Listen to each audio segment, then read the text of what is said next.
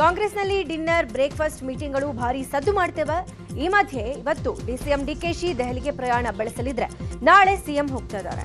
ನಾಳೆ ರಾಮಲೀಲಾ ಮೈದಾನದಲ್ಲಿ ಮತಗಳ್ಳತನ ವಿರುದ್ಧ ಕಾಂಗ್ರೆಸ್ ಸೇರಿದಂತೆ ವಿಪಕ್ಷಗಳಿಂದ ಪ್ರತಿಭಟನೆ ನಡೆಯಲಿದೆ. ಈ ಹೋರಾಟದಲ್ಲಿ ಸಿಎಂ ಮತ್ತು ಡಿಸಿಎಂ ಭಾಗಿಯಾಗಲಿದ್ದಾರೆ. ಕೆಲ ಸಚಿವರು ಶಾಸಕರನ್ನ ಕರ್ಕೊಂಡು ದೆಹಲಿಗೆ ಡಿಕೆ ಶಿವಕುಮಾರ್ ತೆರಳಲಿದ್ದಾರೆ. ಸಿಎಂ ಜೊತೆಗೆ KJ George, Byrathi Suresh, Zameer Ahmed, doctor H C Mahadevappa ಸೇರಿದಂತೆ ಹಲವು ಸಚಿವರು ಹೋಗಲಿದ್ದಾರೆ. ಇವತ್ತು ರಾತ್ರಿ ಮಲ್ಲಿಕಾರ್ಜುನ್ ಖರ್ಗೆ ಮತ್ತು ಕೆಸಿ ವೇಣುಗೋಪಾಲ್ ಅವರನ್ನ ಡಿಕೆಶಿ ಭೇಟಿಯಾಗುವ ಸಾಧ್ಯತೆ ಇದೆ. ರಾಜ್ಯದ ಬೆಳವಣಿಗೆಗಳ ಬಗ್ಗೆ ವಿವರಣೆ ನೀಡಲಿರುವ ಡಿಸಿಎಂ ಅಧಿವೇಶನದ ನಂತರ ನಾಯಕತ್ವ ಬದಲಾವಣೆ ಬಗ್ಗೆ ಸ್ಪಷ್ಟನೆ ನೀಡುವಂತೆ ಮನವಿ ಸಲ್ಲಿಸಲು ಮುಂದಾಗಿದ್ದಾರೆ. ಕುರ್ಚಿ ಕದನದ ಮಧ್ಯೆ ಇವತ್ತು ಸಿಎಂ ಸಿದ್ದರಾಮಯ್ಯ ಹುಬ್ಬಳ್ಳಿ ಪ್ರವಾಸ ಕೈಗೊಂಡಿದ್ದಾರೆ. ಪರಿಷತ್ ಸಭಾಪತಿ ಬಸವರಾಜ ಹೊರಟ್ಟಿ ರಾಜಕೀಯ ಪ್ರವೇಶ ಮಾಡಿ 40 ವರ್ಷ ಪೂರ್ಣಗೊಂಡ ಹಿನ್ನೆಲೆ ಅಭಿನಂದನಾ ಸಮಾರಂಭದಲ್ಲಿ ಭಾಗಿಯಾಗಲಿದ್ದಾರೆ. ಹುಬ್ಬಳ್ಳಿ ಪ್ರವಾಸದ ಬಳಿಕ ಬೆಂಗಳೂರಿಗೆ ಬರಲಿರುವ ಸಿಎಂ ರಾತ್ರಿ ಇಲ್ಲೇ ವಾಸ್ತವ್ಯ ಹೂಡಲಿದ್ದಾರೆ. ನಾಳೆ ಬೆಳಗ್ಗೆ 10 ಗಂಟೆಗೆ ದೆಹಲಿಗೆ ತೆರಳುತ್ತಾರೆ. ರಾಜ್ಯ ರಾಜಕೀಯದಲ್ಲಿ ಕುರ್ಚಿ ಕದನ ಮಧ್ಯೆ ಡಿನ್ನರ್ ಪಾಲಿಟಿಕ್ಸ್ ಕೂಡ ಜೋರಾಗಿದೆ. ಕೈಪಾಳ್ಯದಲ್ಲಿ ಒಬ್ಬರಾದ ಮೇಲೆ ಒಬ್ಬರು ಡಿನ್ನರ್ ಮೀಟಿಂಗ್ ಮಾಡ್ತಿದ್ದಾರೆ. ಇದು ಭಾರೀ ಕುತೂಹಲಕ್ಕೂ ಕಾರಣ ಆಗಿದೆ. ಡಿನ್ನರ್ ಮೀಟಿಂಗ್ ವಿಚಾರದ ಬಗ್ಗೆ ಡಿಸಿಎಂ ಡಿಕೆ ಶಿವಕುಮಾರ್ ಮಾತನಾಡಿ, ನನ್ನ ಹಿಂದೆ ಯಾರೂ ಬರೋದು ಬೇಡ, ನನಗೆ ಯಾವ ಪ್ರದರ್ಶನವೂ ಬೇಡ, ನನ್ನ ಪರ ಯಾರು ನಿಲ್ಲೋದು ಬೇಡ ಅಂತ ಹೇಳಿದ್ರು. ಇನ್ನು ಇದೇ ವಿಷಯವಾಗಿ ಕೈ ನಾಯಕರು ಪ್ರತಿಕ್ರಿಯೆ ಕೊಟ್ಟಿದ್ದಾರೆ. ಬೆಳಗಾವಿಯಲ್ಲಿ ಮಾತನಾಡಿದ ಸಚಿವ ಸತೀಶ್ ಜಾರಕಿಹೊಳಿ, ದಿನನಿತ್ಯ ಪಾರ್ಟಿ ನಡೀತಾನೆ ಇರುತ್ತೆ, ಶಾಸಕರು ಗುಂಪಾಗಿ ಸೇರ್ತಾರೆ, ಒಟ್ಟಿಗೆ ಊಟ ಮಾಡ್ತಾರೆ. ಇನ್ನು ಸಚಿವ ದಿನೇಶ್ ಗುಂಡೂರಾವ್ ಕೂಡ ಈ ಬಗ್ಗೆ ಮಾತನಾಡಿದ್ದಾರೆ. ಸಂಕ್ರಾಂತಿಯಲ್ಲ, ಅಧಿವೇಶನದ ಮುಗಿದ ಕೂಡಲೇ ಡಿಕೆಶಿ ಸಿಎಂ ಆಗ್ತಾರೆ ಅಂತ ಬೆಳಗಾವಿಯಲ್ಲಿ ಡಿಕೆಶಿ ಆಪ್ತ ಇಕ್ಬಾಲ್ ಹುಸೇನ್ ಹೇಳಿದ್ದಾರೆ. ಡಿಕೆಶಿ ಹಣೆಯಲ್ಲಿ ಬರ್ದಿದೆ, ಶಿವಕುಮಾರ್ ಸಿಎಂ ಆಗಬೇಕು, ಆಗ್ತಾರೆ, ಫಲಕ್ಕೆ ತಕ್ಕ ಪ್ರತಿಫಲ ಸಿಕ್ಕೇ ಸಿಗುತ್ತೆ ಅಂತ ಹೇಳಿದ್ರು.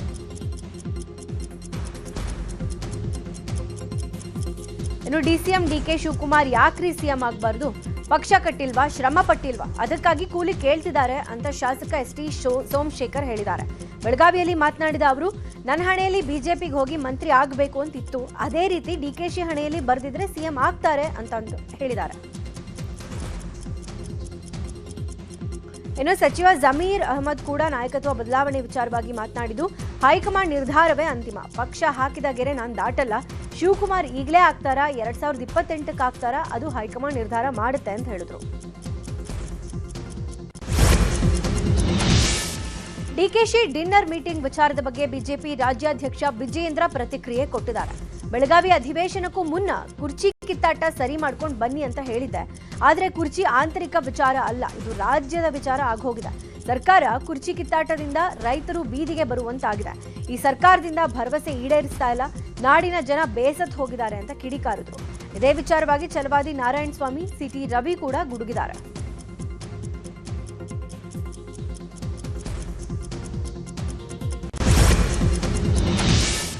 ಕಾಂಗ್ರೆಸ್ನಲ್ಲಿ ಯತೀಂದ್ರ ಹೇಳಿಕೆಗೆ ಸಿಎಂ ಆಪ್ತರೇ ಆಕ್ಷೇಪ ವ್ಯಕ್ತಪಡಿಸಿದ್ದಾರೆ. ಹೀಗಾಗಿ ಇದರ ಬಗ್ಗೆ ಸಿಎಂ ಸಿದ್ದರಾಮಯ್ಯ ಕೂಡ ಯತೀಂದ್ರ ಜೊತೆಗೆ ಚರ್ಚೆ ನಡೆಸಿದ್ದಾರೆ.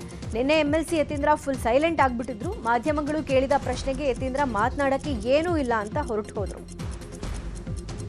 ಇನ್ನು ಸಿಎಂ ಡಿಸೆಂಬರ್ 19ಕ್ಕೆ ದೆಹಲಿಗೆ ಹೋಗೋಕೆ ಆಹ್ವಾನ ಬಂದಿದೆಯಾ ಅಂತ ಕೇಳಿದ ಪ್ರಶ್ನೆಗೆ ಸಿಟ್ಟಾಗಿದ್ದಾರೆ. ಬೆಳಗಾವಿಯಲ್ಲಿ ಮಾತನಾಡಿದ ಅವರು, ಯಾರೂ ಕರೆದಿಲ್ಲ, ಮಾಡಿಲ್ಲ, ಸುಮ್ಮನೆ ಯಾಕೆ ಕೇಳ್ತೀರಾ ಅಂತ ಗರಂ ಆದ್ರು. ಕಾಂಗ್ರೆಸ್ ಡಿನ್ನರ್ ಮೀಟಿಂಗ್ ಬಗ್ಗೆ ಸದನದಲ್ಲೂ ಚರ್ಚೆ ಮಾಡಲಾಗ್ತಾ ಇದೆ. ವಿಪಕ್ಷ ನಾಯಕ ಆರ್ ಅಶೋಕ್, ಈ ಸರ್ಕಾರದಲ್ಲಿ ಗೊಂದಲಗಳಿವೆ, ನೈಟ್ ಡಿನ್ನರ್ ಮೀಟಿಂಗ್ಗಳು ಜೋರಾಗೆ ನಡೀತಾ ಇದೆ, ಸ್ವಲ್ಪ ಹೋಮ್ ಮಿನಿಸ್ಟರ್ ಅವರೇ 10 ದಿನಗಳ ಅಧಿವೇಶನ ನಡೆಯೋ ತನಕ ಡಿನ್ನರ್ ಮೀಟಿಂಗ್ಗಳಿಗೆಲ್ಲ ಬಂದೋಬಸ್ತ್ ಮಾಡಿಸಿ, ಬೀಗ ಹಾಕಿಸ್ಬಿಡಿ ಅಂತ ಕಾಲೆಳೆದ್ರು. ಇನ್ನು ಇದೇ ವೇಳೆ ಅರವಿಂದ್ ಬೆಲ್ಲದ್ ಮಾತನಾಡಿ, ಸದನದಲ್ಲಿ ಡಿಕೆಶಿ ಗೈರಿಗೆ ಗರಂ ಆಗಿದ್ದಾರೆ. ಸದನದ ಹೊರಗೆ ಮುಖ್ಯಮಂತ್ರಿ ಆಗಬೇಕು ಅಂತ ಆಸೆ ಪಡೋರು ಸದನದಲ್ಲಿ ಇರೋಕೇನು, ಮಂತ್ರಿಗಳು ಕೂಡ ಇಲ್ಲ ಅಂತ ಆಕ್ರೋಶ ವ್ಯಕ್ತಪಡಿಸಿದ್ರು. ನನ್ನನ್ನ ಉಚ್ಚಾಟನೆ ಮಾಡಿದ ಸಂದರ್ಭದಲ್ಲಿ ಡಿಸಿಎಂ ಡಿಕೆ ಶಿವಕುಮಾರ್ ಅವರನ್ನ ಬಿಜೆಪಿಗೆ ಸೆಳೆಯುವ ಪ್ರಯತ್ನ ನಡೆದಿತ್ತು ಅಂತ ಶಾಸಕ ಯತ್ನಾಳ್ ಹೊಸ ಬಾಂಬ್ ಹಾಕಿದ್ದಾರೆ. ಬೆಳಗಾವಿಯಲ್ಲಿ ಮಾತನಾಡಿದ ಯತ್ನಾಳ್, ದೆಹಲಿಯಲ್ಲಿ ಡಿಕೆಶಿ ಅವರನ್ನ ಆಪರೇಷನ್ ಮಾಡೋ ಯತ್ನ ನಡೆದಿತ್ತು. ನಾನು ಪಕ್ಷದಲ್ಲಿದ್ರೆ ಅದು ಆಗಲ್ಲ ಅಂತ ನನ್ನನ್ನು ಉಚ್ಚಾಟನೆ ಮಾಡಿಬಿಟ್ರು. ವಿಜೇಂದ್ರ ಡಿಸಿಎಂ ಆಗೋಕೆ ದೆಹಲಿಯಲ್ಲಿ ಡಿಕೆಶಿ ಭೇಟಿ ಮಾಡಿ ಮಾತುಕತೆ ನಡೆಸಿದ್ರು. ಈ ಬಗ್ಗೆ ಬಿಜೆಪಿ ಅವರೇ ನನಗೆ ಹೇಳಿದ್ದಾರೆ. ಆದ್ರೆ ಜೋಶಿ ಅವರು ಅಮಿತ್ ಶಾ ಸೂಚನೆ ಮೇರೆಗೆ ಯಾರನ್ನೂ ಸೇರಿಸಿಕೊಳ್ತಾ ಇಲ್ಲ ಅಂತ ಹೇಳಿದ್ರು ಅಂತ ಯತ್ನಾಳ್ ಸ್ಫೋಟಕ ಹೇಳಿಕೆಯೊಂದನ್ನು ಕೊಟ್ಟಿದ್ದಾರೆ. ವಿಧಾನಸಭೆ ಕಲಾಪದಲ್ಲಿ ಗೃಹಲಕ್ಷ್ಮಿ ಹಣ ಬಿಡುಗಡೆ ತಡವಾಗಿರುವ ವಿಚಾರದ ಬಗ್ಗೆ ಚರ್ಚೆ ನಡೆದಿದೆ.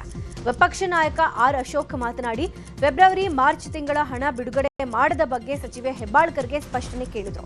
ಈ ವೇಳೆ ಹೆಬ್ಬಾಳ್ಕರ್ ಪರವಾಗಿ ಸಿಎಂ ಸಿದ್ದರಾಮಯ್ಯ ಉತ್ತರ ಕೊಟ್ಟಿದ್ದು, ಮಾರ್ಚ್ ತಿಂಗಳ ಹಣ ಬಿಡುಗಡೆ ಆಗಿಲ್ಲ ಅಂದ್ರೆ ಮಾಡಿಸೋಣ. ಸಾಮಾನ್ಯವಾಗಿ 2 ತಿಂಗಳು ವಿಳಂಬ ಆಗುತ್ತೆ, ಬಂದಿಲ್ಲ ಅಂದ್ರೆ ಕೂಡಲೇ ಕೊಡಿಸುವ ಕೆಲಸ ಮಾಡ್ತೀವಿ ಅಂತ ಹೇಳಿದ್ರು. ಈ ಸದನಕ್ಕೆ ಸಚಿವರು ಸುಳ್ಳು ಮಾಹಿತಿ ಕೊಟ್ಟಿದ್ದಾರೆ ಅಂತ ಅಶೋಕ್ ಹೇಳಿದ್ರು. ಇದಕ್ಕೆ ಪ್ರತಿಕ್ರಿಯೆ ಕೊಟ್ಟಿದ್ದ ಸಿಎಂ, ವಿರೋಧ ಪಕ್ಷದವರು ಇರೋದೇ ಸುಳ್ಳು ಹೇಳೋಕೆ ಅಂತ ತಿರುಗೇಟ್ ಕೊಟ್ಟಿದ್ದಾರೆ. ಈ ವೇಳೆ ಅಶೋಕ್ ಹಾಗೂ ಸಿಎಂ ನಡುವೆ ಜಟಾಪಟಿ ನಡೆದಿದೆ. ಇನ್ನು ಸದನದ ಬಳಿಕ ಮಾತನಾಡಿದ ಶಾಸಕ ಮಹೇಶ್ ತೆಂಗಿನಕಾಯಿ, ಸಚಿವೆ ಲಕ್ಷ್ಮೀ ಹೆಬ್ಬಾಳ್ಕರ್ ತಪ್ಪು ಮಾಹಿತಿ ನೀಡಿ ಸದನ ದಾರಿ ತಪ್ಪಿಸಿದ್ದಾರೆ. ನಾವು ಕೇಳಿದ್ದ ಫೆಬ್ರವರಿ ಮಾರ್ಚ್ ತಿಂಗಳ ಗೃಹಲಕ್ಷ್ಮಿ ಹಣ, ಆದ್ರೆ ಆಗಸ್ಟ್ ವರೆಗೆ ಹಣ ಬಿಡುಗಡೆ ಮಾಡಿದೀವಿ ಅಂತಾರೆ. ಹಾಗಿದ್ರೆ 2 ತಿಂಗಳ ಹಣ ಎಲ್ಲಿ ಹೋಯ್ತು? ಇದಕ್ಕೆ ಸರ್ಕಾರ ಉತ್ತರ ಕೊಡಬೇಕು ಅಂತ ಹೇಳಿದ್ರು.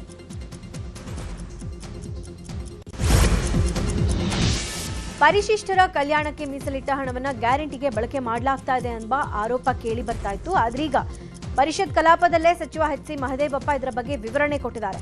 ಗ್ಯಾರಂಟಿ ಯೋಜನೆಗಳಿಗೆ ಎಸ್ಸಿ, ಎಸ್ಪಿ, ಟಿಎಸ್ಪಿ ಹಣ ಬಳಸಲಾಗಿದೆ. ಪರಿಶಿಷ್ಟರ ಹಣ ಸುಮಾರು 37,000 ಕೋಟಿ ರೂಪಾಯಿ ಬಳಕೆ ಮಾಡಲಾಗಿದೆ ಅಂತ ಮಾಹಿತಿ ನೀಡಿದ್ದಾರೆ.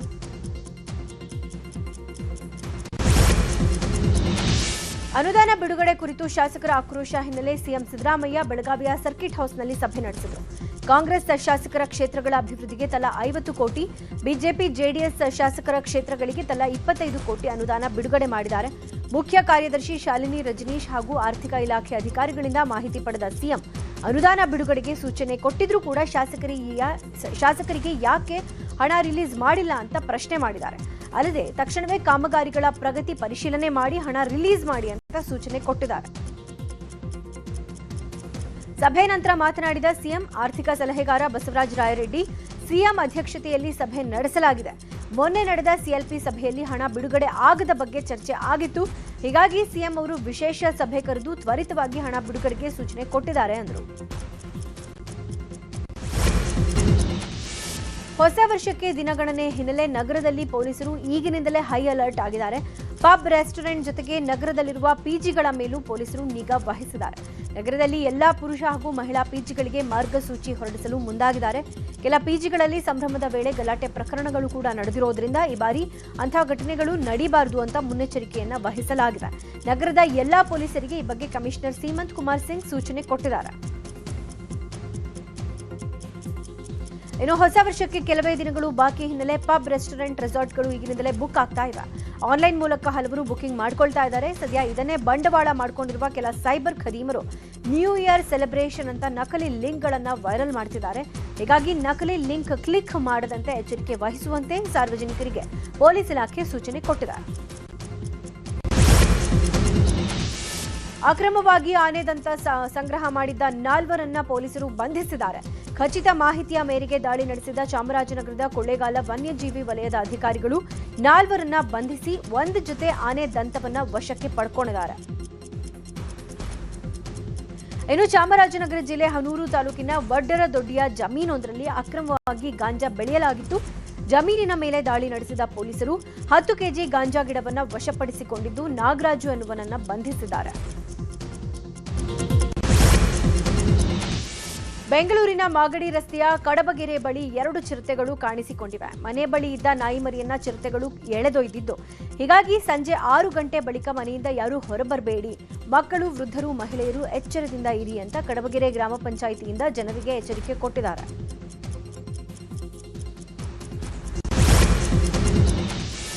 ಹಲವು ವರ್ಷಗಳಿಂದ ನೀರಿಗಾಗಿ ಪರದಾಡ್ತಾ ಇದ್ದ ಜನರಿಗೆ ಕೊನೆಗೂ ನೀರಿನ ಭಾಗ್ಯ ಸಿಕ್ಕಿದೆ. ಬೀದರ್ ತಾಲೂಕಿನ ಇಸ್ಲಾಂಪುರ ತಾಂಡದಲ್ಲಿದ್ದ ನೀರಿನ ಸಮಸ್ಯೆ ಕುರಿತು ನ್ಯೂಸ್ 18 ವರದಿ ಬಿತ್ತರ ಮಾಡಿತ್ತು. ಸದ್ಯ ವರದಿಯ ಬೆನ್ನಲ್ಲೇ ತಾಂಡಾಗೆ ಭೇಟಿ ನೀಡಿದ ಅಧಿಕಾರಿಗಳು ಮೋಟಾರ್ ಸರಿಪಡಿಸಿ ಒಂದೇ ದಿನದಲ್ಲಿ ತಾಂಡಾ ಜನರಿಗೆ ನೀರು ಪೂರೈಕೆ ಮಾಡಿದ್ದಾರೆ. ಅಲ್ಲದೆ ಕುಡಿಯುವ ನೀರಿನ ತೊಂದರೆ ಆಗದಂತೆ ಪಿಡಿಒಗೆ ಖಡಕ್ ಸೂಚನೆ ಕೊಟ್ಟಿದ್ದಾರೆ. ಇದೇ ವೇಳೆ ಶುದ್ಧ ಕುಡಿಯುವ ನೀರಿನ ಘಟಕ ಸ್ಥಾಪಿಸುವಂತೆ ತಾಂಡಾ ಜನ ಬೇಡಿಕೆ ಇಟ್ಟಿದ್ದು, ಶಾಶ್ವತ ಪರಿಹಾರದ ಭರವಸೆಯನ್ನ ತಾಲೂಕು ಪಂಚಾಯಿತಿ ಎಡಿ ಸಂಜಯ್ ಕುಮಾರ್ ಕೊಟ್ಟಿದ್ದಾರೆ. ಕೋಲಾರ ಜಿಲ್ಲಾಧಿಕಾರಿ ಕಚೇರಿಗೆ ಅನಾಮಧೇಯ ವ್ಯಕ್ತಿ ಇಮೇಲ್ ಮೂಲಕ ಬಾಂಬ್ ಬೆದರಿಕೆ ಹಾಕಿದ್ದಾನೆ. ಬಾಂಬ್ ಬೆದರಿಕೆ ಇಮೇಲ್ ಬರ್ತಾ ಇದ್ದಂತೆ ಕೋಲಾರ ಗ್ರಾಮಾಂತರ ಠಾಣಾ ಪೊಲೀಸರು ಜಿಲ್ಲಾಧಿಕಾರಿ ಕಚೇರಿಯಲ್ಲಿ ಬಾಂಬ್ ನಿಷ್ಕ್ರಿಯ ದಳ ಹಾಗೂ ಶ್ವಾನ ದಳದಿಂದ ತಪಾಸಣೆ ಮಾಡಿದ್ದಾರೆ. ಆದರೆ ಯಾವುದೇ ವಸ್ತು ಪತ್ತೆ ಆಗಿಲ್ಲ. ಹೀಗಾಗಿ ಹುಸಿ ಬಾಂಬ್ ಬೆದರಿಕೆ ಹಾಕಿದವರ ವಿರುದ್ಧ ಕಾನೂನು ಕ್ರಮ ಕೈಗೊಳ್ಳಲಾಗುತ್ತೆ ಅಂತ ಎಸ್ಪಿ ಬಿ ನಿಖಿಲ್ ಮಾಹಿತಿ ಕೊಟ್ಟಿದ್ದಾರೆ. ಬಿಸಿಲು ನಾಡು ಕೊಪ್ಪಳ ಈಗ ಕೂಲ್ ಆಗಿದೆ. ಕೊಪ್ಪಳದಲ್ಲಿ ತಾಪಮಾನ 13 ಡಿಗ್ರಿ ಸೆಲ್ಸಿಯಸ್ ಆಗಿದ್ದು, ಇನ್ನು 2-3 ದಿನ ತಾಪಮಾನ ಇಳಿಕೆಯಾಗುವ ಸಂಭವ ಇದೆ. ಈ ವರ್ಷದಲ್ಲಿ ಇದೇ ಮೊದಲ ಬಾರಿಗೆ ಇಷ್ಟು ಕಡಿಮೆ ತಾಪಮಾನ ದಾಖಲಾಗಿದ್ದು, ಚಳಿ ವಾತಾವರಣದಿಂದ ರಕ್ಷಿಸಿಕೊಳ್ಳುವಂತೆ ಸಾರ್ವಜನಿಕರಿಗೆ ಹವಾಮಾನ ಇಲಾಖೆ ಸೂಚನೆ ಕೊಟ್ಟಿದೆ. ಕೇಕ್ ಕಟ್ ಮಾಡುವ ಮೂಲಕ ಕರುವಿನ ಹುಟ್ಟುಹಬ್ಬವನ್ನು ಆಚರಿಸಿದ ಅಪರೂಪದ ಘಟನೆ ಹುಬ್ಬಳ್ಳಿಯ ವಿರಾಪುರ ಓಣಿಯಲ್ಲಿ ನಡೆದಿದೆ. ಸಿದ್ದಪ್ಪ ಮುತ್ತಣ್ಣ ಅನ್ನುವರು ತಮ್ಮ ಕರುವಿನ ಹುಟ್ಟುಹಬ್ಬವನ್ನು ವಿಶಿಷ್ಟವಾಗಿ ಆಚರಣೆ ಮಾಡಿದ್ದಾರೆ. 1 ವರ್ಷದ ಹಿಂದೆ ಜನಿಸಿದ ಕರುವಿಗೆ ರಾಣಿ ಅಂತ ಕುಟುಂಬಸ್ಥರು ನಾಮಕರಣ ಮಾಡಿದ್ರು. ರಾಣಿಗೆ ವರ್ಷ ತುಂಬಿದ ಹಿನ್ನೆಲೆ ಕೇಕ್ ಕಟ್ ಮಾಡಿ ಸಂಭ್ರಮ ಪಟ್ಟಿದ್ದಾರೆ. ಇಂಡಿಗೋ ವಿಮಾನ ಕಾರ್ಯಾಚರಣೆಯಲ್ಲಿ ವ್ಯತ್ಯಯ ಪ್ರಕರಣ ಸಂಬಂಧ ಡಿಜಿಸಿಎಯ 4 ಅಧಿಕಾರಿಗಳ ತಲೆದಂಡ ಆಗಿದೆ. 4 ವಿಮಾನ ನಿರ್ವಹಣಾ ಇನ್ಸ್ಪೆಕ್ಟರ್ಗಳನ್ನು ನಾಗರಿಕ ವಿಮಾನಯಾನ ಮಹಾನಿರ್ದೇಶನಾಲಯ ಅಮಾನತುಗೊಳಿಸಿದೆ. ಕರ್ತವ್ಯ ಲೋಪ ಆರೋಪದ ಮೇಲೆ ವಿಮಾನಯಾನ ಕಾರ್ಯಾಚರಣೆಯ ಮೇಲ್ವಿಚಾರಣೆ ನೋಡಿಕೊಳ್ತಾ ಇದ್ದ ರಿಶ್ರಾಜ್ ಚಟರ್ಜಿ, ಸೀಮಾ ಜಮ್ನಾನಿ, ಅನಿಲ್ ಕುಮಾರ್ ಪೋಖ್ರಿಯಾಲ್, ಪ್ರಿಯಂ ಕೌಶಿಕ್ ಅವರನ್ನ ಅಮಾನತು ಮಾಡಲಾಗಿದೆ. ಸುಮಾರು 10 ದಿನಗಳ ಕಾಲ 100 ಇಂಡಿಗೋ ವಿಮಾನಗಳು ರದ್ದಾಗಿ ಲಕ್ಷಾಂತರ ಮಂದಿ ಪ್ರಯಾಣಿಕರು ತೊಂದರೆ ಅನುಭವಿಸಿದರು. ಅಸ್ಸಾಂ ಗಾಯಕ ಜುಬಿನ್ ಗರ್ಗ್ ಸಾವಿನ ಪ್ರಕರಣದ ತನಿಖೆಯನ್ನ ಅಸ್ಸಾಂ ಸಿಐಡಿಯ ವಿಶೇಷ ತನಿಖಾ ತಂಡ ಪೂರ್ಣಗೊಳಿಸಿದೆ. 2500ಕ್ಕೂ ಹೆಚ್ಚು ಪುಟಗಳ ಚಾರ್ಜ್ ಶೀಟ್ ಗುವಾಹಟಿಯ ನ್ಯಾಯಾಲಯಕ್ಕೆ ಸಿಐಡಿ ಸಲ್ಲಿಸಿದೆ.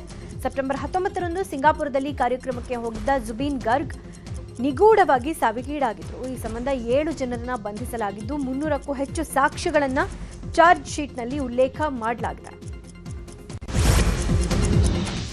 ಜಪಾನ್ನಲ್ಲಿ ಮತ್ತೆ ಪ್ರಬಲ ಭೂಕಂಪ ಸಂಭವಿಸಿದೆ. ನಿನ್ನೆ 5 ಬಾರಿ ಭೂಮಿ ಕಂಪಿಸಿದ್ದು ರಿಕ್ಟರ್ ಮಾಪಕದಲ್ಲಿ 6.7ರಷ್ಟು ತೀವ್ರತೆ ದಾಖಲಾಗಿದೆ. ಈಶಾನ್ಯ ಜಪಾನ್ನಲ್ಲಿ ಭೂಮಿ ಕಂಪನ ಆಗಿದ್ದು ಹಲವು ಕಟ್ಟಡಗಳಿಗೆ ಹಾನಿಯಾಗಿದೆ.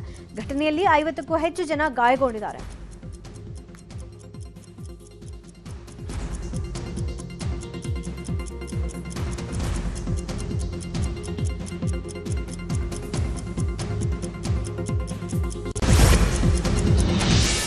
ದುಪ್ಪಟ್ಟು ತೆರಿಗೆ ವಿಧಿಸಿ ಕೆಂಗಣಿಗೆ ಗುರಿಯಾಗಿರುವ ಅಮೆರಿಕ ಅಧ್ಯಕ್ಷ ಟ್ರಂಪ್ ಈಗ ಹೊಸ C5 ಗ್ರೂಪ್ ರಚಿಸೋಕೆ ಮುಂದಾಗಿದ್ದಾರೆ.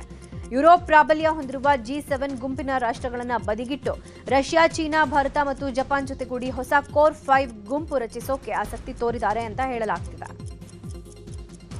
ಇನ್ನು ಹೆರಿಗೆ ಸಮಯದಲ್ಲಿ ಅಮೆರಿಕಾಗೆ ಪ್ರವಾಸಕ್ಕೆ ತೆರಳಿ ಮಗುವಿಗೆ ಪೌರತ್ವ ಗಿಟ್ಟಿಸಿಕೊಳ್ಳುವ ತಂತ್ರಗಳ ವಿರುದ್ಧ ಟ್ರಂಪ್ ಆಡಳಿತ ಕಠಿಣ ಕ್ರಮ ಕೈಗೊಂಡಿದೆ. ಪ್ರವಾಸಿ ವೀಸಾಗಾಗಿ ಅರ್ಜಿ ಸಲ್ಲಿಸುವ ಗರ್ಭಿಣಿಯರ ಮೇಲೆ ಅಮೆರಿಕ ಹದ್ದಿನ ಕಣ್ಣಿಟ್ಟಿದೆ. ಪ್ರವಾಸಿ ವೀಸಾಗೆ ಅರ್ಜಿ ಸಲ್ಲಿಸುವಾಗ ಅಮೆರಿಕದಲ್ಲಿ ಮಗುವಿಗೆ ಜನ್ಮ ನೀಡುವ ಉದ್ದೇಶ ಕಂಡು ಬಂದಲ್ಲಿ ಅರ್ಜಿ ತಿರಸ್ಕರಿಸಲಾಗುತ್ತೆ ಅಂತ ಭಾರತದಲ್ಲಿನ ಅಮೆರಿಕ ರಾಯಭಾರ ಕಚೇರಿ ಎಚ್ಚರಿಕೆ ಕೊಟ್ಟಿದೆ. ತುರ್ಕಮೆನಿಸ್ತಾನದಲ್ಲಿ ಅಂತಾರಾಷ್ಟ್ರೀಯ ಶಾಂತಿ ಮತ್ತು ವಿಶ್ವಾಸ ವೇದಿಕೆಯ ವೇಳೆ ರಷ್ಯಾಧ್ಯಕ್ಷ ವ್ಲಾಡಿಮಿರ್ ಪುಟಿನ್ ಅವರನ್ನ ಭೇಟಿ ಮಾಡಲು ಪಾಕಿಸ್ತಾನ ಪ್ರಧಾನಿ ಶಹಬಾಜ್ ಶರೀಫ್ 40 ನಿಮಿಷಗಳ ಕಾಲ ಕಳೆದಿದ್ದಾರೆ. ನಂತರ ತಾಳ್ಮೆ ಕಳೆದುಕೊಂಡ ಶರೀಫ್ ಪುಟಿನ್ ಮತ್ತು ಟರ್ಕಿಶ್ ಅಧ್ಯಕ್ಷ ರೆಸೆಪ್ ಎರ್ಡೋಗನ್ ನಡುವಿನ ಸಭೆಗೆ ಅನುಮತಿ ಇಲ್ಲದೆ ಪ್ರವೇಶಿಸಲು ಪ್ರಯತ್ನಿಸಿದರು. ಈ ಘಟನೆ ಸಾಮಾಜಿಕ ಮಾಧ್ಯಮದಲ್ಲಿ ವೈರಲ್ ಆಗ್ತಾ ಇದೆ. ಕಳೆದ ವರ್ಷ ಪ್ಯಾರಿಸ್ ಒಲಿಂಪಿಕ್ಸ್ನಲ್ಲಿ ಕೇವಲ 150 ಗ್ರಾಂ ಹೆಚ್ಚುವರಿ ತೂಕದಿಂದ ಪದಕ ವಂಚಿತರಾಗಿದ್ದ ಭಾರತೀಯ ಮಹಿಳಾ ಕುಸ್ತಿಪಟು ವಿನೇಶ್ ಫೋಗಟ್ ತಮ್ಮ ವೃತ್ತಿ ಜೀವನಕ್ಕೆ ವಿದಾಯ ಹೇಳಿದರು. ಇದೀಗ ನಿವೃತ್ತಿ ನಿರ್ಧಾರದಿಂದ ಹಿಂದೆ ಸರಿದಿದ್ದು ಮತ್ತೆ ಅಖಾಡಕ್ಕಿಳಿಯೋಕೆ ಸಜ್ಜಾಗಿದ್ದಾರೆ. 2028ರ ಲಾಸ್ ಏಂಜಲೀಸ್ ಒಲಿಂಪಿಕ್ಸ್ನಲ್ಲಿ ಸ್ಪರ್ಧಿಸುವುದಾಗಿ ಘೋಷಣೆ ಮಾಡಿದ್ದಾರೆ. ಬೆಂಕಿ ಎಂದಿಗೂ ಆರಲಿಲ್ಲ, ಅದು ಆಯಾಸದ ಅಡಿಯಲ್ಲಿ ಹೂತು ಹೋಗಿತ್ತು. ಈಗ ಭಯವಿಲ್ಲದ ಹೃದಯದೊಂದಿಗೆ ಬಗ್ಗದ ಮನೋಭಾವದೊಂದಿಗೆ ಲಾಸ್ ಏಂಜಲ್ಸ್ಗೆ ಹೆಜ್ಜೆ ಹಾಕ್ತೀನಿ ಅಂತ ಹೇಳ್ಕೊಂಡಿದ್ದಾರೆ.